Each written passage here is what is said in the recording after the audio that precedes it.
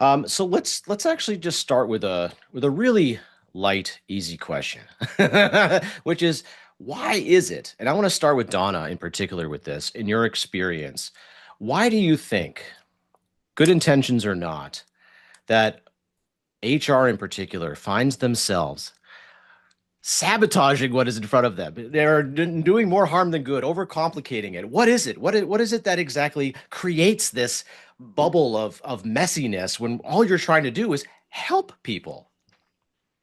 I appreciate that question. I think that it's because we don't remember the basics of human connection. And I think we look to create strategy that can be implemented in our departments or units that either has a budget next to it or has a template to how to do it, when really it's about human connection. And I think oftentimes those budgets and those activities create a behavior of almost the Pavlov dog kind of scenario, right? So if you're giving out a hat or we love swag here at CHOP. So if you're giving out a hat or giving out a backpack or doing this or doing that on a regular basis, that becomes the definition of recognition. And then from an HR perspective, we're in trouble, right? Because a lot of times we cannot maintain that. And we cannot keep building on that because our budgets are not endlessly increasing. And so I think setting the bar in an appropriate way and in a way that is defined by the elements of appreciation over reward are really truly where you get in trouble. And so I speak from experience. I think our CHRO has said multiple times, are we creating a behavior we can maintain? So I think that is something to ask yourself. If you can keep up in the bar, because if you give a backpack next year, you better give a leather backpack. If you can't do that, then you're not going to be able to maintain, that level of recognition. So that's really what I think. It's back to the basics and using tools that are just about human connection. Mm. I Go love ahead. that. And I think I would add onto that as well, is it's making sure that we forget that the relationship gets built in the message, not in the object. Like that meaning gets created. And many times we haven't, and I know in healthcare, one thing that we've talked about, Donna and other folks I worked with, is that many times people got all this hazard pay, right? We focus so much on the reward and the compensation side of things that there was all this hazard pay that people got. And then all of a sudden it was there because of the pandemic. And then all of a sudden it's not there anymore because the pandemic's over. And then people got so used to it that they're waiting for that. Well, what do you mean you're going to take $100,000 a year out of my bank account? How am I supposed to survive? And that's part of having those conversations where we understand where people are at and we prep them for that transition, because we're working with the individual and we're starting in that thing of understanding and appreciating the person and knowing where people are at inside of our systems. I think building on what Jason, did you want to say something there? Well, after I do want you to keep going, Christopher. The one thing that tapped my interest when Donna was talking, though, is like there are scenarios when you feel that because of budget, because of resources that are not in front of you, you're kind of like trapped. And Donna, you started to allude that there are ways to do arguably even better without it. And maybe you have to get a little creative, though. And I'd love to just get a little bit inside of your head and how you kind of accomplish that. Yeah, I think, in partnership with Chris, to be honest, I think there has been, sometimes you have to ask for help. I mean, that's another thing is like, you're so focused on your own culture. You don't recognize how far you've come until someone external is looking in. And so, I think my team, we are a small team. We have 30,000 employees and I have 4 team members. And you wouldn't believe how much they do, which is And insane. so, and think about a hospital, right? You have physicians, you have nurses, you have non-clinical folks, you have accountants, you have lawyers. And so it's not a one size fits all. And I think that's another lesson to be learned. The one single thing we did that I'm recalling right now when I was thinking about that scenario is we created an individual recognition questionnaire for each employee to fill out upon hire. And it was no money. That takes no money, right? It's just an additional thing you have to do as a new hire, which I'm on the onboarding side. They don't even notice that's another thing, right? And it's basically asking, how do you like to be recognized? I think mine says Diet Coke all the way down the list, but if you give you, which costs what, $1, $2, like, so I think you give whomever has view into that, how you like to be recognized, that doesn't cost a lot. Now, what we did was we were able to organize that into our Workday system so that every manager, every leader can see that. They can pull up anybody and see how they like to be recognized. So just one example of, you know, an intervention that costs no money that allows people to understand you as a person. I love it. And Donna, I think what I've just said, just to tag into that, anybody who wants to do that, you could literally go over to ChatGPT today and say, write a recognition onboarding thing and create it in a Word document that I can download. I actually did that yesterday, and in 3 minutes, it actually created one. Did I love everything in there? No, and that's why we need to have a little bit of an understanding of like, hey, I wouldn't include this, I wouldn't include this, but you can get that work done. And then you can slide that into your organization, just give it to the leader and say, hey, this is part of the onboarding process. By the way, here's a new employee, here's some things to remember, and here's some great onboarding questions. And I think what this ties back into is one of the things that when actually Sam on Donna's team reached out to me for their appreciation summit, the reason why they called it the appreciation summit is because one is updating how we think about recognition. And a lot of my work gets spent helping people update their terminology. And it's moving people away, because one of the mistakes is that people oftentimes collapse the awards and the rewards, like the gift cards, with recognition as the only things that we can do. And as you know, an employee who's there on your team, who's resentful, angry, frustrated, feels like their boss doesn't care about them, never checks in with them, do you know what's going to make a difference? A Dunkin' Donuts gift card. No, of course not. That's not going to turn around the relationship. What this does, and what things like WorkProud do, is they're those things that just put the icing on the cake and make it easier to communicate and get those messages out. But we need to have that base understanding first. And so I'm just gonna pull this up on my screen. So when most of us on our recognition programs, and this is why I use a triangle, is that most recognition programs are on a triangle where we have peer-to-peer recognition, and then we go up to spot bonuses, and then best of the best awards, and whatever it is that's in there. And the thing is, because we put, and I'll just come over here for a second, don't worry, I'll bring it back up. Because we put the awards up at the top, well, everyone's trying to get to the peak of the mountain. So that's the thing that's most important. But when it comes to engaging and retaining of our people, that's actually the least important thing. Because if you think about it, it's that day-to-day experience that actually makes the biggest difference. So rewards and awards aren't recognition in and of themselves. They're a delivery tool for a message. It's something that enhances the experience. And so what we want to do is we want to help people update that terminology. And so what I use is recognition as a theme, which is all the things that we do to signal to people that we value them. And that can be the rewards, the awards, the gift cards, the onboarding recognition form, the pay, the compensation, total rewards, benefits, and all the things that everybody who's on this webinar today has experienced. And then we want to get people to understand the most important thing we can do up at the top is appreciating that person. Those day-to-day signals, hey, Donna, you look tired, here's a Diet Coke, right? Where we remember what she cares about. Hey, you know what? I know your kid was sick the other day. How are you doing? Hey, I know that you've been struggling. There's been a lot on your plate. How can I support you? And then there's acknowledging the circumstances. And this is that one, hey, I know we're down staff right now. I understand you're working 2 shifts. Here's what we're doing to address it. How can I best support you today? But I want to acknowledge I get you're doing 2 things at the same time. And then recognizing effort and progress, because people don't want to be recognized just for the results. They want to be recognized for the ups and downs that led to producing those results. And I want to talk more about that today, because many times we don't see the effort and the work that people are putting in. And so we need to find ways to access that. Then we want to reward the results, and we want to award the standout results. But the goal of everything we're doing is to create that ongoing employee experience where people feel valued in the process. And so part of it, the way we sabotage, is we focus all on the reward or award side. And then many people, especially HR leaders, because it's their role and they're pushing people to use the platform, right? And to get out there and do that, because that's where they get the measures and they see this, they forget about nudging people to do the day-to-day things that make the biggest difference, where we have to do both of those things together. And I think that's something that Donna's team is really exceptional at doing.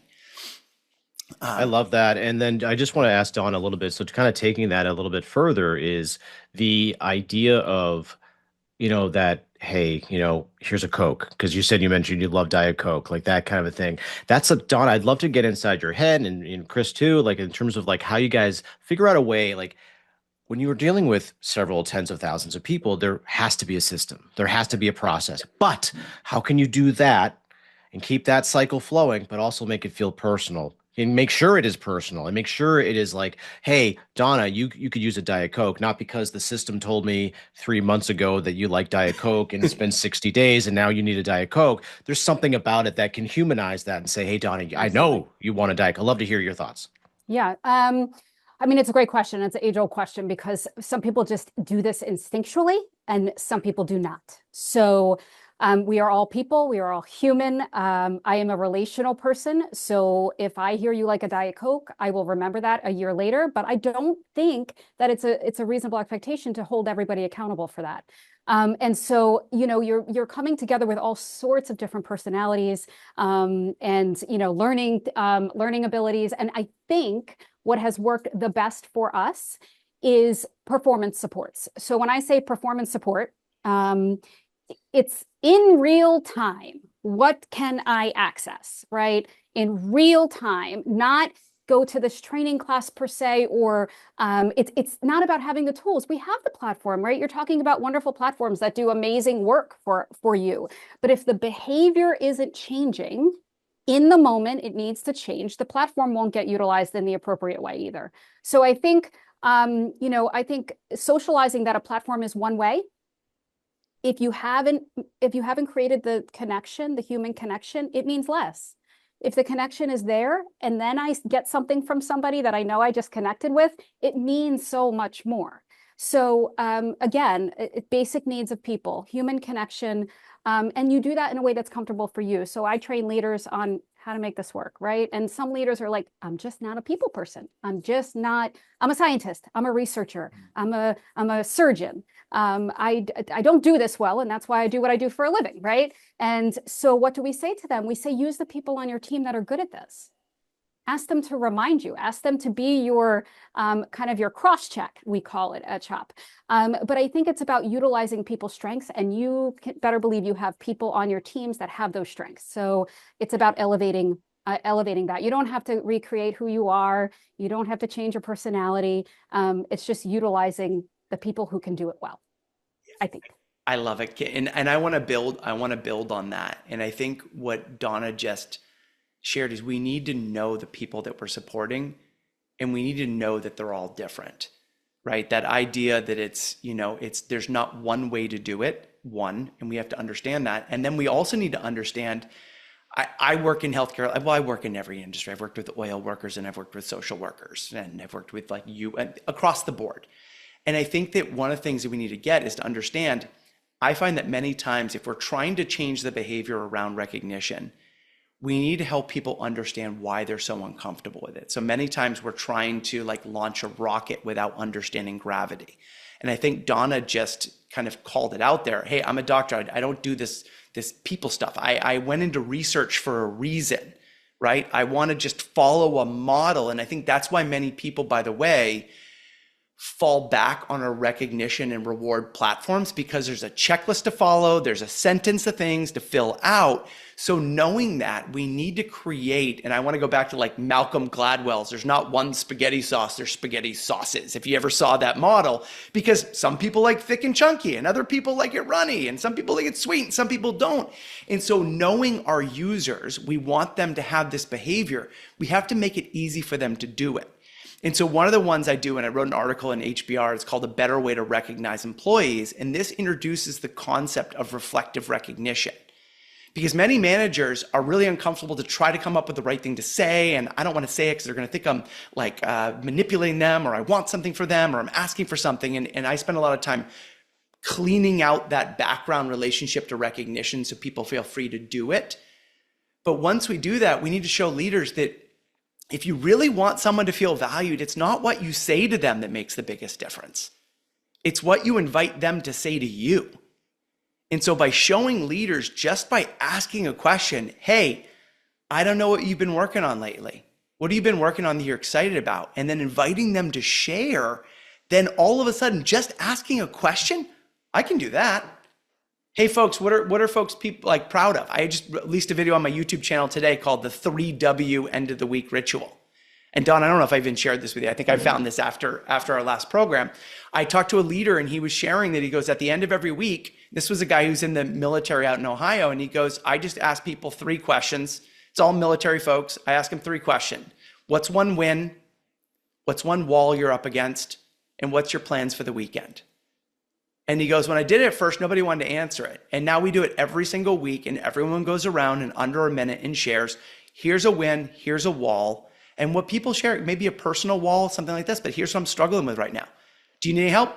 Nope, I'm actually good. I just want you all to know where I'm at. And here's my plan for the weekend. And that last one, the reason why it's so important is he goes, we understand what people are interested in. And then when we understand what matters to them, because what people do in their free time actually tells us what they care about most.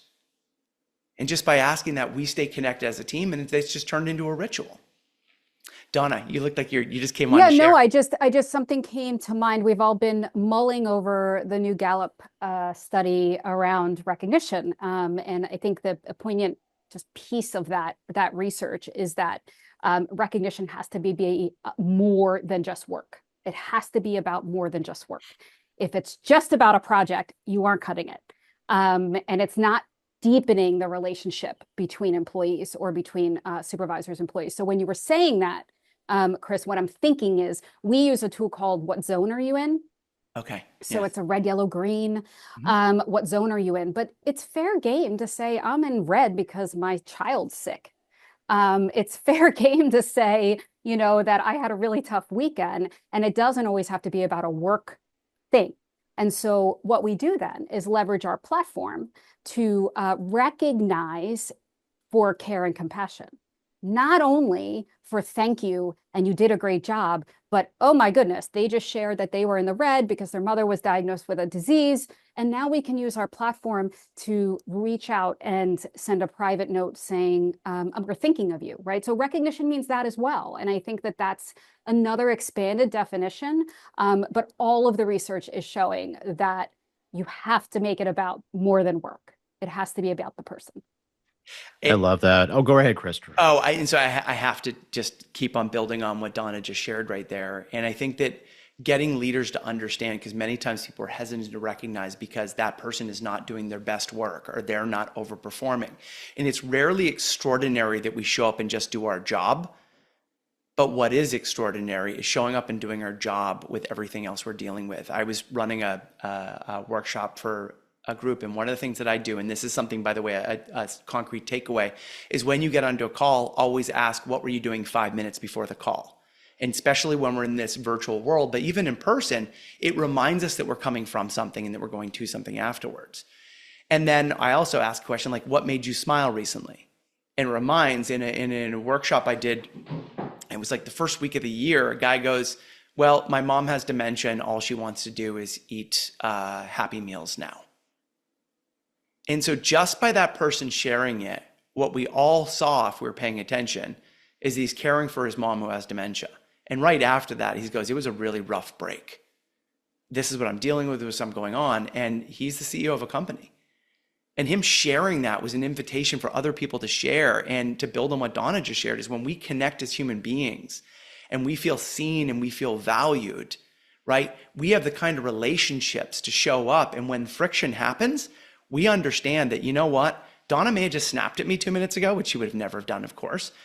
But I also have a context for why she just did it. I get that there's something else going on, right? I have a good friend who was lost their house in the fires in California. Well, guess what? Everyone showed up for the first week, and I've got a note in my calendar to send her a message every single week to check in to make sure she's okay. Because we need to intentionally remember what's going on for people. And inside of that, and when we know that, it's not extraordinary someone's working the way they're working. It's extraordinary they're doing that on top of everything else they're doing at the same time. Oh, I love that. Thank you, both of you, for sharing that. And speaking of recognition and hearing, Kim from Toledo, we see you being the CFO and inheriting HR. Oh my goodness, That's something. You have a group of people here. Take a look at Rick. Obviously, has a lot of heart to give, which I think is pretty cool. Sharing, he responded very quickly after Donna was sharing that the moment as well, which is really nice. Something that I wanted to touch on though too, which is Donna, while you were talking about like the red light, green light kind of thing, and I say that because I'm a basketball coach for my kid, and I was playing red light, green light with them yesterday. The it triggered something like when there's moments, right? There's moments when it's good to check in, like what Christopher said about the W, like how was your weekend? But then there's also like moments near the end of the year where it's like, give me a little bit more information about what you're planning on for next year. And a lot of that has to do with retention. A lot of that has to do with like, are you happy, etc., or you're not happy. Donna, I'd love to get your insight on like how you kind of like strategize those like day-to-day conversations with like how temperature read with like the year end so that we can make sure that the next year is even better. Yeah, this is where recognition and appreciation kind of bleeds into performance. Performance. I think the same premise, right? So at CHOP, we pride ourselves on one-on-one discussions all the time. Like, and our rule is if you went back and forth in an email twice, just call the person. It's enough, right? Like you cannot, go back. Obviously, we're not getting it, right? So face-to-face conversation, whether that's via Zoom or Teams, but it makes a difference. But I think if you're doing that relationship building, the old like trust bank analogy, if you're doing the work to build the bank on a daily basis, those conversations about what's coming, you already know. Nothing is a surprise. You've had those conversations. The employees have shared with you, I'm so excited about something that I'm working on.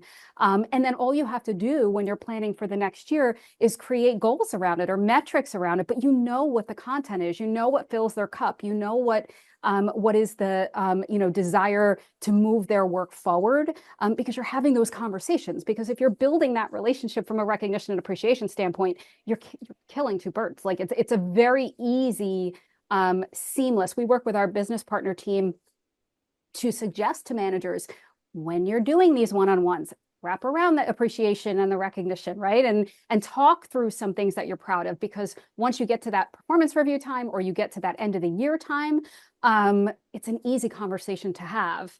And then the other thought that I just, when I heard about Kim, I'm with you. If you need any help, let me know. But I want to share a huge thing that CHOP did about 5 years ago, and that is we moved the function of recognition from compensation to org development.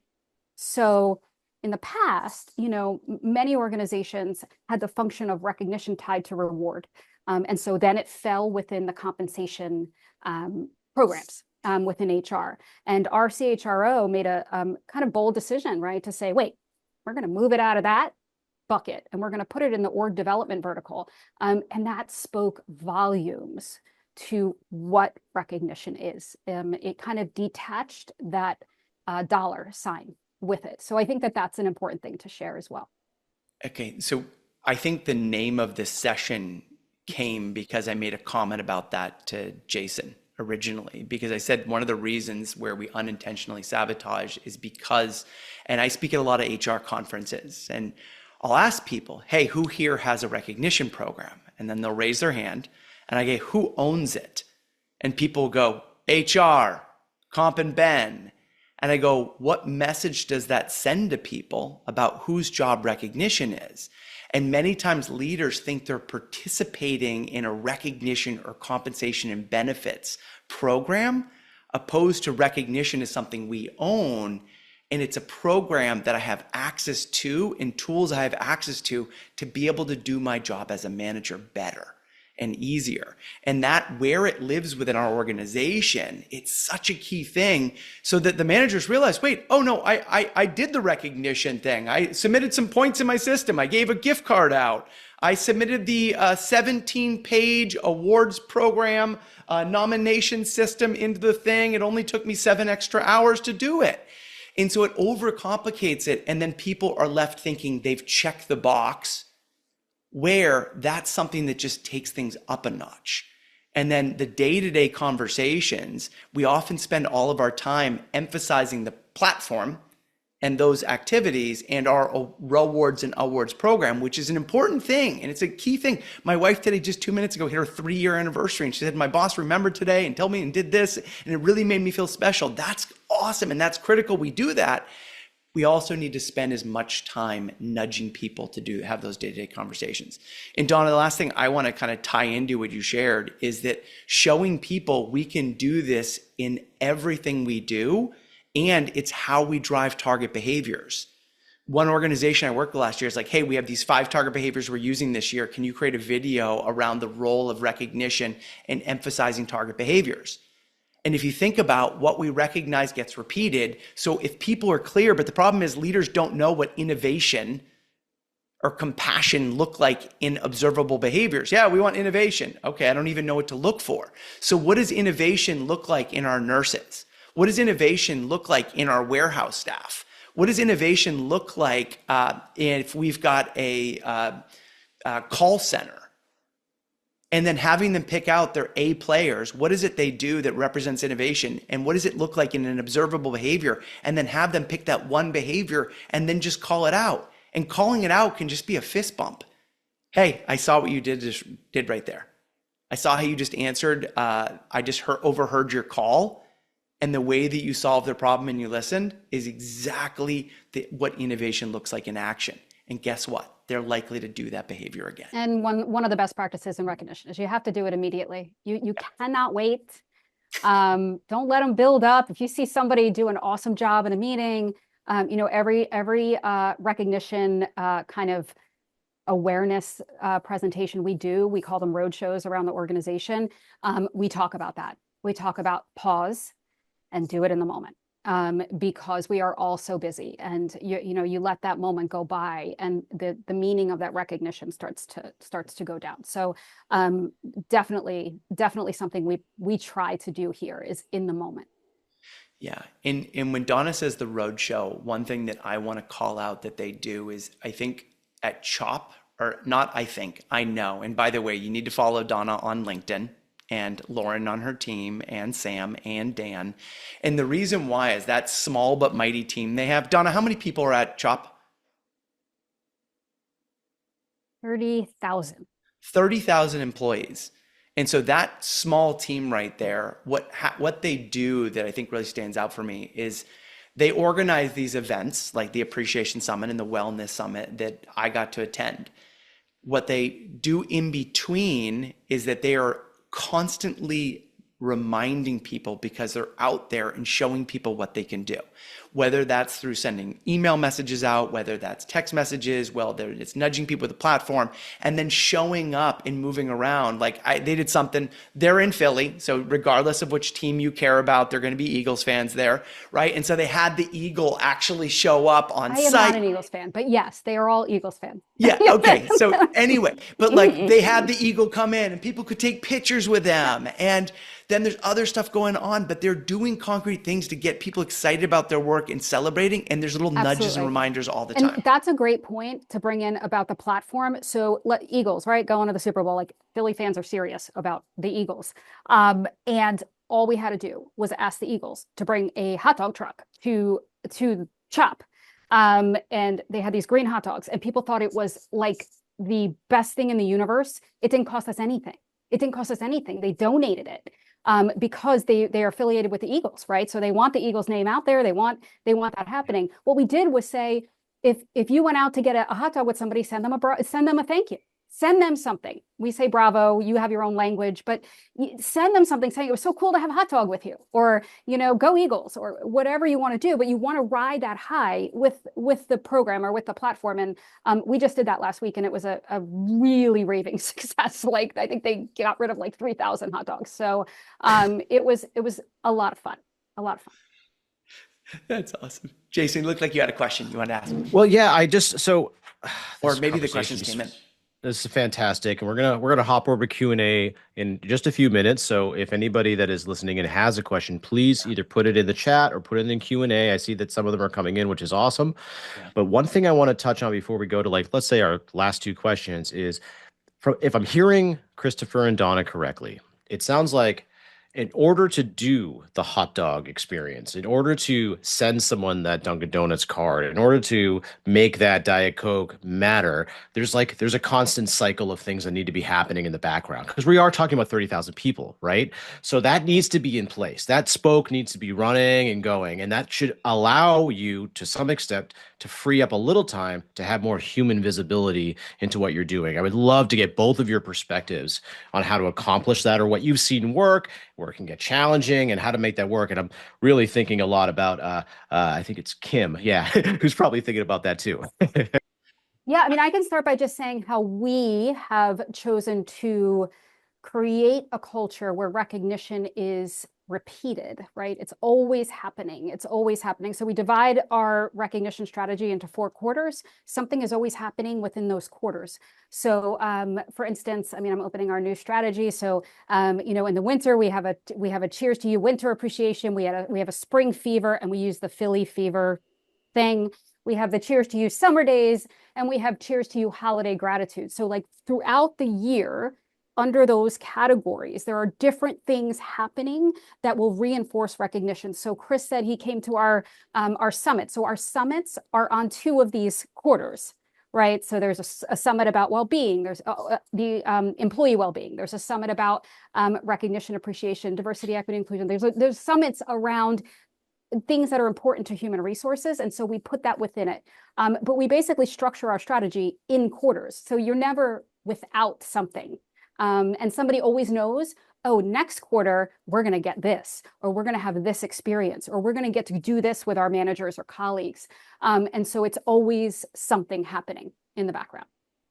And I want to tie into what Donna just shared. I think that the organizations who get it, like CHOP, are the ones who understand that this is as much about marketing and creating ongoing experiences. It's the same way, and I'll always reference back. I like to look at history, and there is a reason why every single world religion or belief system had a daily or weekly practice for a reason. Because people commit to their values and how we're going to act and operate, and then they go out into the world, and then guess what? They need to be reminded again of how we say we're going to treat and do that. And so they created these regular touch points, this reading of scripture, praying 5 times a day, going to synagogue, whatever it was, to remind us. And so whatever, my belief is that culture is a conversation that gets generated by what we're talking about. And if we stop talking about it, guess what's going to happen? People are going to start talking about each other. And then we spend a lot of time digging ourselves out of that mess. And so if we really want to keep on building that, we need to have a strategy and say, hey, you know what? Here's what we're going to do in January, and just think it out. One of the things I try to do with my newsletter is just nudge out things at the right time to help leaders have the right conversations at the right time and make having those conversations simple. So it's just saying, hey, you know what? It's in the beginning of the year, and I've moved the slide over. Let me just pull it up here. It's just sending out and saying, hey, you know what? Here are start of the year questions. Here's 3 questions to use with your people. And I think another place where HR sometimes shoots ourselves in the foot is we overcomplicate, and we're like, here's 7 articles that are 17 pages long that you should do.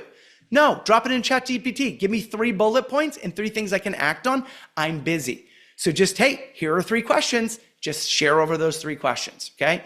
And then make it easy. By the way, it's Thursday, Thankful Thursday. Here's a recognition prompt, right? Okay, today, what I want you to do is today, thank someone on your team who flies under the radar but does great work. Just do things to make it simple and remind people and create that strategy. And then also look at how do we change the behavior, and then find your tool or resource that's going to make you managing that much easier to do.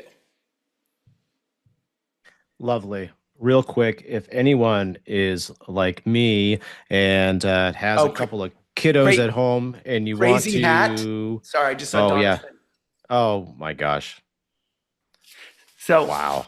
I'm married to a Mexican, and we had Secret Santa, and I asked my father-in-law for a lucha mask, and this is what I got from my father-in-law for Christmas this year. Love it. I just saw her. It said crazy hat, sock, accessory days are golden. Love that kind of stuff. And yes, speaking of which, if you take a look at the chat, I just found how to actually place a donation to CHOP if anyone's ever interested in helping out, so please do head over to that link and help out some wonderful, wonderful human beings supported by wonderful, wonderful human beings like Donna. So I'm going to ask one more question, and then we're going to bounce over to some of these Q&As. So the last question I want to ask, and this is for both Donna and Christopher, is I know we all have to live in the present, right? We talked about how I'm listening to Michael Singer right now, so I'm very much aware of that.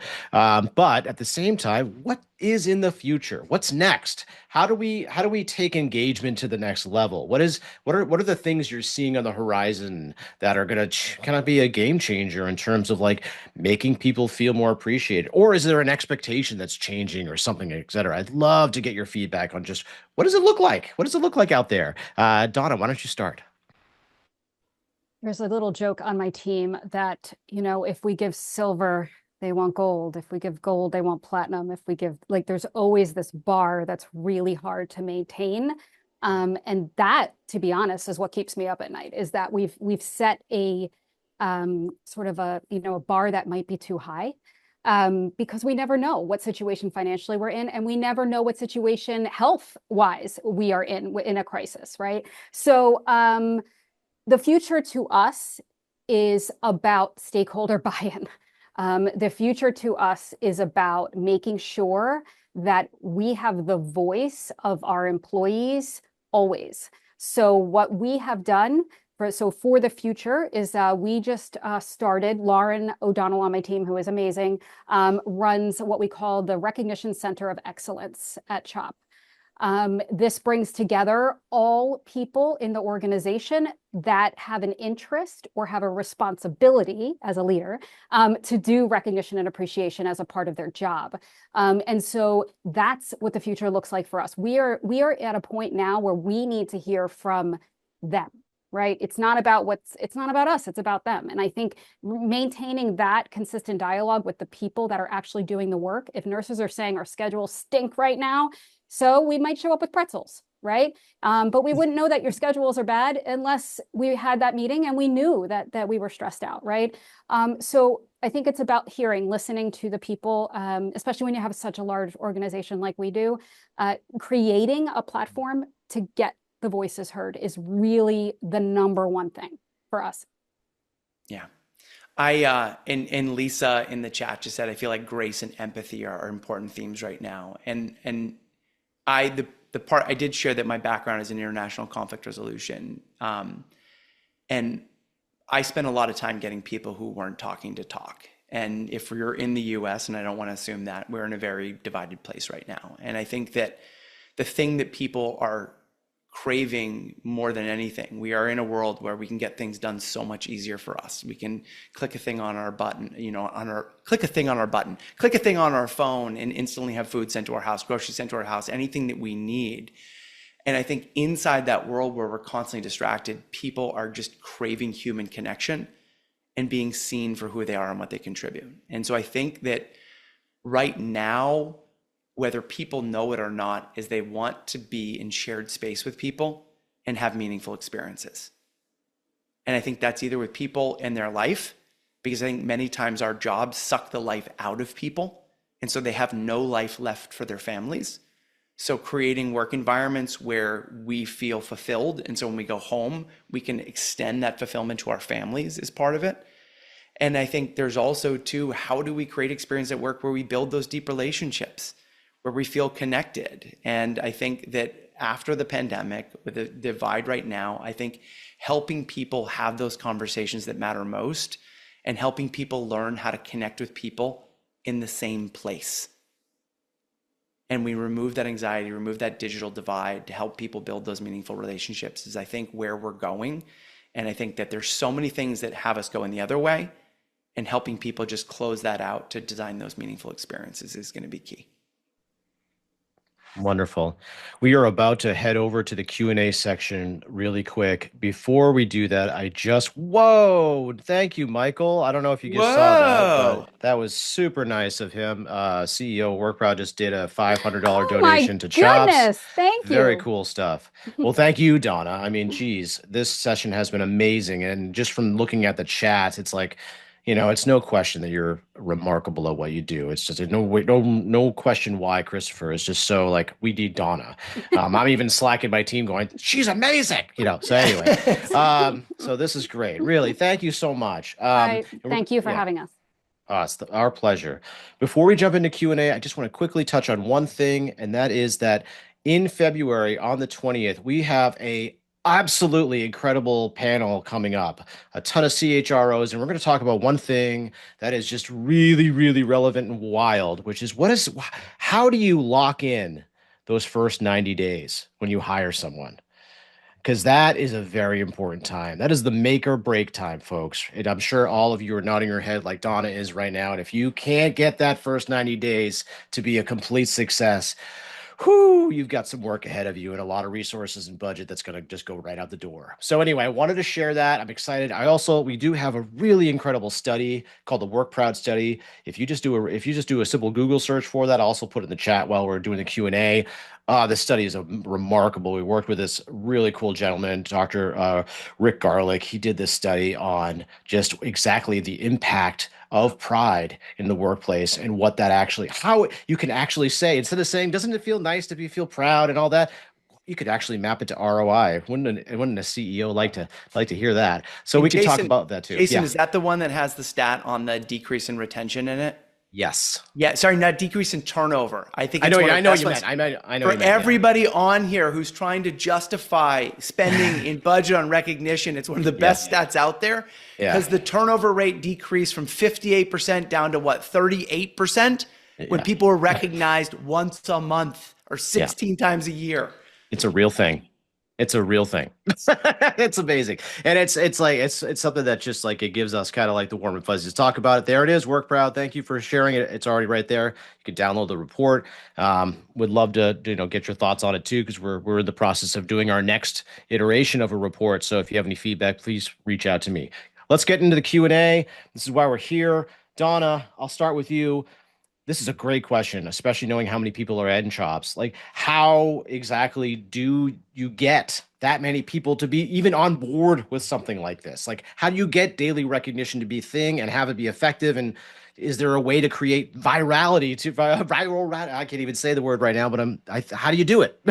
Yeah. So to that point, we had a whole conversation and laughed about a campaign we were going to call Recognition is Contagious, but that's not cool at a hospital. So, but keep that sense. It is cool in some other forums. I think it could be, but that concept is how you do it. So I'm a huge Simon Sinek fan. I'm a huge Mel Robbins fan, and you can hear in all the work that is around how do you feel good, period, as a person. It is about consistency. It's about, I don't show up and there's a different boss every day. Like one day my boss is going to say thank you to me and I'm never going to hear from them until the system reminds me 60 days later that I haven't said anything to them. So I have to do it. It is about a lifestyle. And I think we incorporate that into our values. So we have I care, we call them I care, integrity, compassion, accountability, respect, and excellence. All of those things require recognition and appreciation, every single one of them, in order to validate that we are emulating I care in each and every day. We have awards for I care. We have, and by awards, I'm not talking money. I'm talking you get to have lunch with the CEO. Maybe she buys you lunch. I don't know. Like COO too. He does it too. But it's things like that that allow us to continually permeate the culture using our values. So if you have a value statement and you can find a strategy within those values that supports recognition and appreciation, that is where you get the executive buy-in. That's where you get the funding. And that is where you get the support. You need the executive level support in order to permeate the culture. It cannot be done without that. Yeah, and I think to add into that one as well, is letting them also understand. And is this the question about shifting it and how do you get it out of, I saw the question about going from HR. I was looking at someone in the chat when you asked the question, so maybe I completely missed it. Sorry.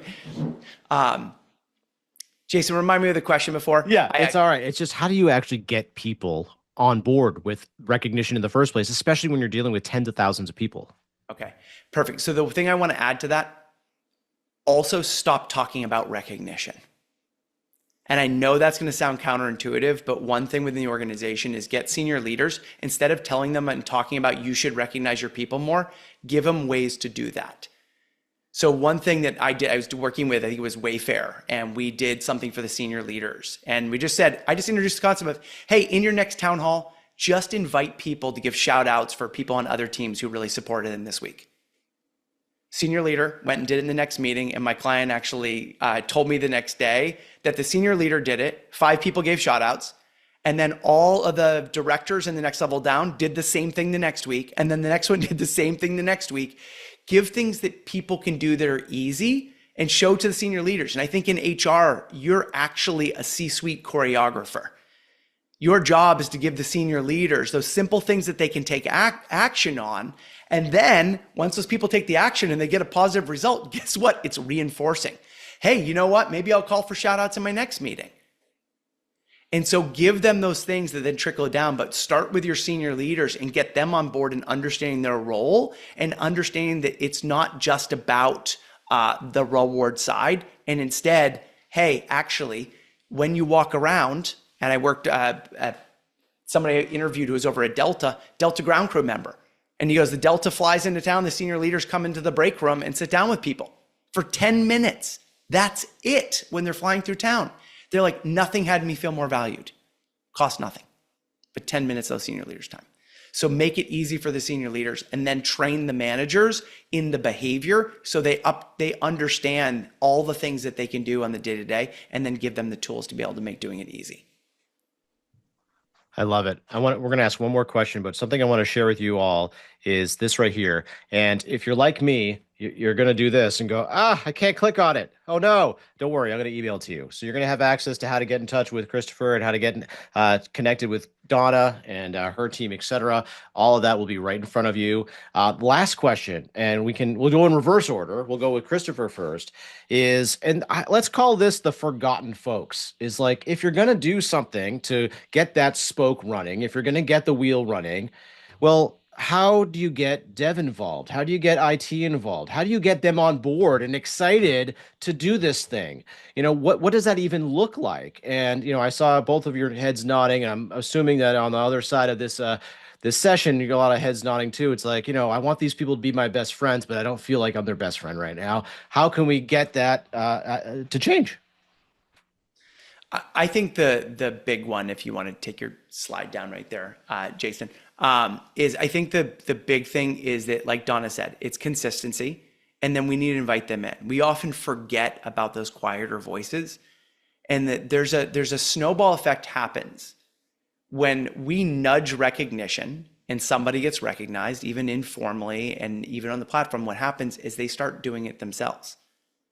And then somebody else starts doing it. And the more we do it, it's kind of like that Patch Adam moment. If you remember, for anybody who remembers that movie, it's like that one smile gets passed and gets passed and gets passed. And you can watch it. I can feel it in organizations I come into. One thing that I want to just point out that CHOP does is that every single time somebody introduces themselves at CHOP, they tell a story of remind me what it is, Donna. It's like their meaningful moment or their CHOP story. We share our why. Our why of what we do.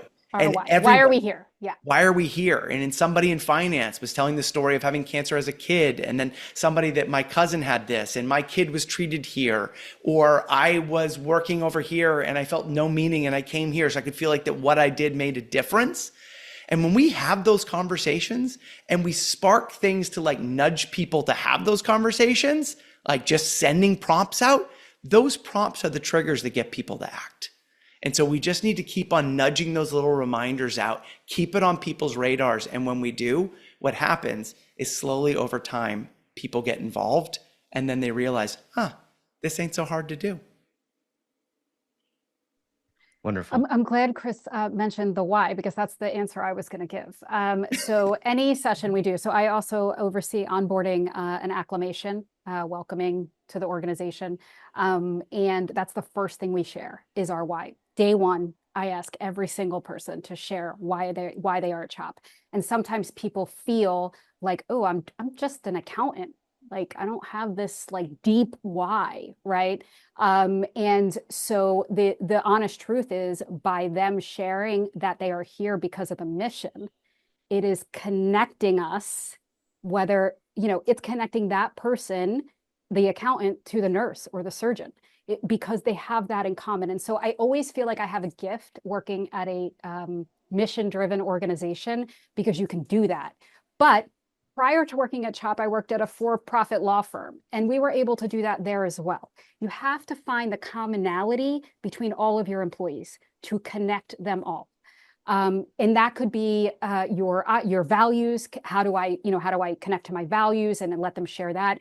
Connecting with our why has done so very much, but it also humbles a lot of our C-suite executives, because they have to share their why as well.